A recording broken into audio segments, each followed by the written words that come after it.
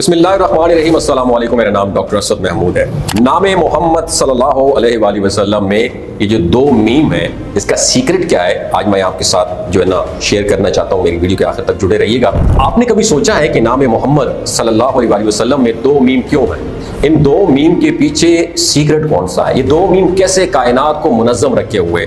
अगर ये दो मीम ना होते तो फिर क्या होता? अगर नाम मोहम्मद सल्लल्लाहु अलैहि वसल्लम में कोई भी हर्फ खत्म कर दिया जाए तो तब क्या होगा? इन तमाम सवालों के पीछे एक जबरदस्त राज है जिसे आपको जरूर समझना चाहिए। दोस्तों, नाम मोहम्मद सल्लल्लाहु अलैहि वसल्लम दुनिया में सबसे ज्यादा रखा और लिया जाने वाला नाम है, जो एक नाम इस कायनात की पूरी सच्चाई अपने अंदर समोए हुए। इस पूरी कायनात की तख्लीक की कहानी बिस्मिल्लाहिर्रहमानिर्रहीम से शुरू होती है, लेकिन हजरत मोहम्मद मुस्तफ़ा सल्लल्लाहु अलैहि वसल्लम ने फरमाया कि मुझे अल्लाह ने अपने नूर से पैदा फरमाया और मेरे नूर से तमाम कायनात और कायनात में हर चीज की तख्लीक की गई। अगर हम अल्लाह के इस नूर के बारे में समझना चाहते हैं, जो नूर हर चीज की तख्लीक की वजह है, और क्यों इस नूर से हजरत मोहम्मद मुस्तफ़ा सल्लल्लाहु अलैहि वसल्लम का नूर तख्लीक किया गया, और क्यों आप सल्लल्लाहु अलैहि वसल्लम के नूर से हर चीज तख्लीक हुई, तो इन तमाम बातों का जवाब नाम मोहम्मद सल्लल्लाहु अलैहि वसल्लम में पोशीदा है, जिसे एक नाम के 4 हरूफ में अल्लाह ताला हमें बताता है कि ये सब क्यों हुआ। इस कायनात में जो कुछ भी है वो हम्द यानी तारीफ पर मबनी है। और साइंटिफिक पॉइंट ऑफ व्यू से देखा जाए तो हमें ये बात मालूम होती है कि आवाज होती है, जिस आवाज से एनर्जी निकलती है और इस एनर्जी से लाइट यानी एनर्जी से रोशनी बनती है, और वो रोशनी एक शक्ल में तब्दील होती है। यानी बात करने का मकसद ये है कि कायनात में जो कुछ भी है उन सब की तख्लीक का आगाज आवाज से हुआ है। और यही वजह है कि जितनी भी आसमानी किताबें नाजिल हुई, उन तमाम किताबों को अल्लाह ताला के अल्फाज कहा जाता है, जिसका मतलब है हम्द यानी तारीफ। नाम मोहम्मद सल्लल्लाहु अलैहि वसल्लम में 4 हरूफ मीम हा मीम दाल यानी मीम हे मीम दाल, इसके बारे में समझने के लिए जरूरी है कि हम ला इलाहा इल्लल्लाह मुहम्मद रसूलुल्लाह की हकीकत को पहले समझें। ला इलाहा इल्लल्लाह का मतलब है कि अल्लाह के सिवा कोई खुदा नहीं, और ये जुमला खुल्लम खुल्ला अल्लाह ताला की एक जबरदस्त अंदाज में तारीफ कर रहा है। जब इस जुमले पर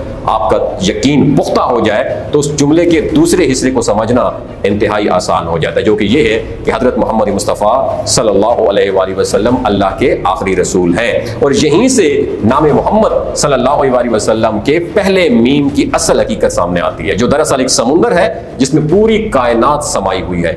यानी सूरज, चांद, तमाम सितारे, अरबों खरबों सितारे और सयारे इस पहले मीम में मौजूद है। हजरत मोहम्मद मुस्तफ़ा सल्लल्लाहु अलैहि वसल्लम के नूर से हर चीज की तख्लीक हुई। फरिश्ते, काबतुल्लाह का अर्श यानी सब कुछ, और ये हम सब जान चुके हैं कि हजरत मोहम्मद मुस्तफ़ा सल्लल्लाहु अलैहि वसल्लम का नूर अल्लाह ने अपने नूर से तख्लीक किया, और इस कायनात में सब कुछ एक मीम में मौजूद है। अल्लाह ताला हमें बता रहा है कि यही वो इल्म का समुंदर है जिसे तुमको सीखना और समझना चाहिए, क्योंकि यही वो समुंदर है जिसमें अल्लाह की बाकी और तारीफ मौजूद है। क्योंकि नाम मोहम्मद में पहले मीम के बाद हा आता है, जो हम्द को जाहिर करता है, यानी अल्लाह की हम्द और तारीफ। इसलिए अल्लाह हमें कलमा तैयबा में अपनी तारीफ के साथ मोहम्मद मुस्तफ़ा सल्लल्लाहु अलैहि वसल्लम की सच्चाई को भी बयान फरमाता है, जिसका मतलब ये है कि अल्लाह के नज़दीक उसकी बेहतरीन तारीफ यही है कि उसके आखिरी पैगंबर हजरत मोहम्मद मुस्तफ़ा सल्लल्लाहु अलैहि वसल्लम की तारीफ की जाए। और मीम के बाद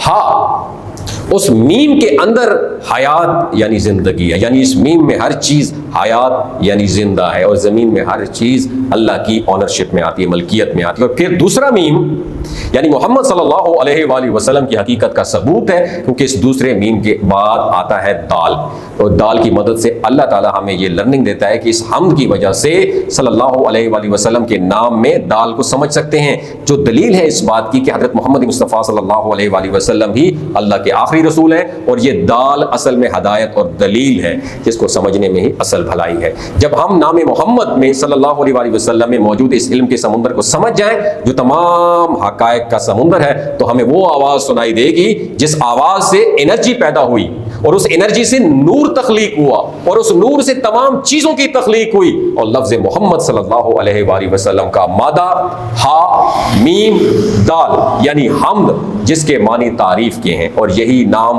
अहमद का मादा भी है। अगर लफ्ज मोहम्मद सल्लल्लाहु अलैहि वसल्लम में पहले हर्फ मीम को स्किप कर दिया जाए तो बाकी हम्द रह जाता है, जिसके मानी मदद करने वाला या तारीफ करने वाला रह जाते हैं। इब्तिदाई मीम के बाद अगर हा को भी स्किप कर दिया जाए तो बाकी रह जाता है मद, जिसका मतलब है दराज और बुलंद, जो नबी करीम सल्लल्लाहु अलैहि वसल्लम की अजमत की तरफ इशारा करता है। अगर दूसरी मीम को भी हटा दिया जाए तो सिर्फ बाकी रह जाता है दाल, जिसका मतलब है दलालत करने वाला। यानी इसमें अल्लाह मोहम्मद, यानी इसमें मोहम्मद जो है अल्लाह की वादानियत पर दलालत स्टैंप देता है। और हज़रत मोहम्मद मुस्तफ़ा सल्लल्लाहु अलैहि वसल्लम को हम्द से खासी निस्बत है, जैसे कि हुज़ूर सल्लल्लाहु अलैहि वसल्लम के अस्माए मुबारका मोहम्मद सल्लल्लाहु अलैहि वसल्लम, अहमद, हामिद और महमूद सल्लल्लाहु अलैहि वसल्लम में तारीफ का पहलू वाज़ेह तौर पर नुमाया है। इसी तरह उम्मत मोहम्मदिया का नाम हमादून या हमादीन है और आपके चलने का नाम लवाउल हम्द है। अल्लाह ताला ने आप सल्लल्लाहु अलैहि वसल्लम को सूरतुल हम्द, सूरह अल हम्द अता फरमाई और खाने पीने और सफर के बाद आप सल्लल्लाहु अलैहि वसल्लम की उम्मत को हम्द व सना पढ़ने का हुक्म मिला। 4 जलीलुल कदर अंबिया कराम के नामों में यह खसूसियत है कि उनके अस्माए गरामी के आखिरी हरूफ को जमा करने या मिलाने से लफ्ज मोहम्मद बनता है। सबसे अव्वल नबी जो दुनिया में तशरीफ लाए यानी हजरत आदम अलैहिस्सलाम, जिनके नाम में आखिरी हर्फ है मीम। सबसे अव्वल साहिब शरीयत नबी का नाम हजरत नूह अलैहिस्सलाम, जिनके नाम में आखिरी हर्फ है हा। और सबसे अव्वल अबुल अंबिया का खिताब पाने वाले नबी हजरत इब्राहीम अलैहिस्सलाम, जिनके आखिरी नाम में आखिरी हर्फ है मीम। और तख्लीक में सबसे अव्वल और बासत में सबसे आखिरी नबी हजरत मोहम्मद मुस्तफ़ा सल्लल्लाहु अलैहि वसल्लम, जिनके नाम में आखिरी हर्फ है दाल। अब इन तमाम हरूफ को आप मिलाएं तो नाम बनता है मोहम्मद सल्लल्लाहु अलैहि वसल्लम। इस अजीम व शान नाम रखने की एक वजह यह भी थी कि हजरत अब्दुल मुत्तलिब ने आप सल्लल्लाहु अलैहि वसल्लम की विलादत से पहले एक ख्वाब देखा जो ये नाम रखने का बायस हुआ, और वो ये कि हजरत अब्दुल मुत्तलिब की पुश्त से एक जंजीर जाहिर हुई, जिसकी एक जानिब आसमान में, एक जानिब जमीन, एक जानिब मशरिक, एक जानिब मगरिब में है। और कुछ देर के बाद वो जंजीर दरख्त बन गई, जिसके हर पत्ते पर ऐसा नूर है जो आफताब के नूर से 70 दर्जे जो है ना वो जायद है। मशरिक और मगरिब के लोग उसकी शाखों से लिपटे हुए हैं, और कुरैश में भी कुछ लोग उसकी शाखों को पकड़े हुए हैं, और कुरैश में से कुछ लोग उसकी शाखों को काटने का इरादा रखते हैं। ये लोग जब उस इरादे से इस दरख्त के करीब आना चाहते हैं तो एक निहायत हसीन और जमील जवान उनको आकर हटा देता है, उनके रास्ते में रुकावट बांध देता है। और जो मोतबर हल्के हैं उन्होंने हजरत अब्दुल मुत्तलिब के इस ख्वाब की ताबीर ये दी कि तुम्हारी नस्ल से एक ऐसा लड़का पैदा होगा जो मशरिक व मगरिब तक लोग उसको फॉलो करेंगे, उसके इत्तबा करेंगे, और आसमान और ज़मीन वाले उसकी हमद और सना करेंगे। इसी वजह से हजरत अब्दुल मुत्तलिब ने आपका नाम मोहम्मद सल्लल्लाहु अलैहि वसल्लम रखा। आप सल्लल्लाहु अलैहि वसल्लम की ज़ात अक़दस तमाम मखलूक़ात के लिए तस्कीन थी। वीडियो के आखिर में एक मरतबा दुरूद पाक ज़रूर पढ़ना मत भूलिएगा, और हमें भी अपनी दुआओं में याद रखिएगा। अगर आपके इल्म में इजाफा हुआ हो, इस वीडियो को सदका जारिया समझ के दूसरों के साथ ज़रूर शेयर कीजिए। अपना और अपने साथ जुड़े रिश्तों का ख्याल रखिए।